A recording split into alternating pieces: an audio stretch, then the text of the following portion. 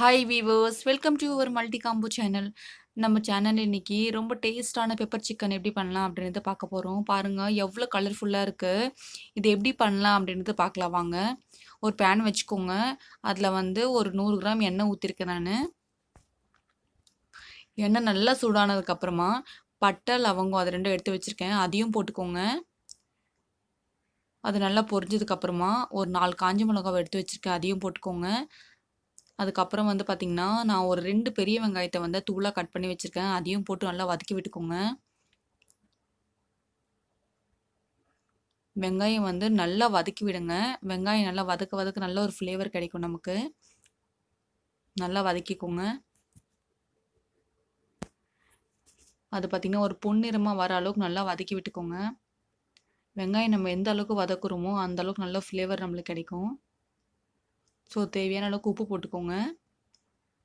உப்பும் போட்டு நல்லா வந்து கலரி விட்டுக்கோங்க அதை. அது நல்லா கலர்னதுக்கப்புறமா நான் இஞ்சி பூண்டு பேஸ்ட் வந்து அரைச்சி வச்சுருக்கேன், அது ஒரு 2 ஸ்பூன் வந்து நான் ஆட் பண்ணுறேன். உங்களுக்கு வந்து இஞ்சி பூண்டு டேஸ்ட் வந்து ரொம்ப பிடிக்கும் அப்படின்னாக்கா நீங்கள் அதிகமாக கூட ஆட் பண்ணிக்கலாம். அதையும் போட்டு நல்லா கலரி விட்டுக்கோங்க.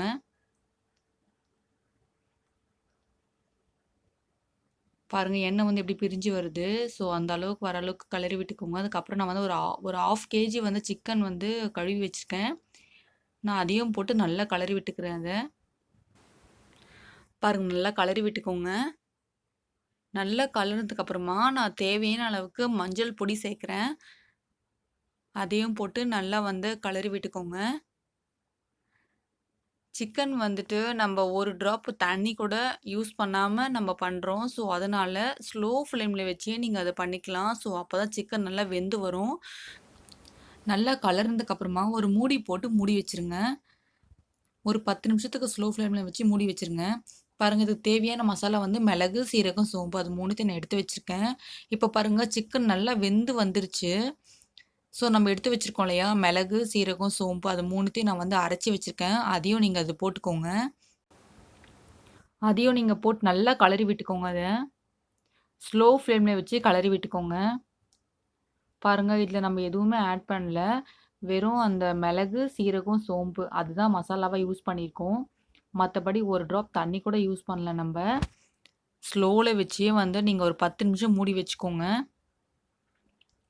பாருங்கள் இப்போ திறந்து பார்க்கும்போது எவ்வளோ சூப்பராக வந்திருக்கு பாருங்கள் நம்ம பெப்பர் சிக்கன். இதில் கொஞ்சம் கருவேப்பிலையை கொஞ்சம் ஆட் பண்ணிக்கோங்க. அவ்வளோதான் முடிஞ்சிருச்சு, கேஸ் ஆஃப் பண்ணிக்கலாம் நம்ம.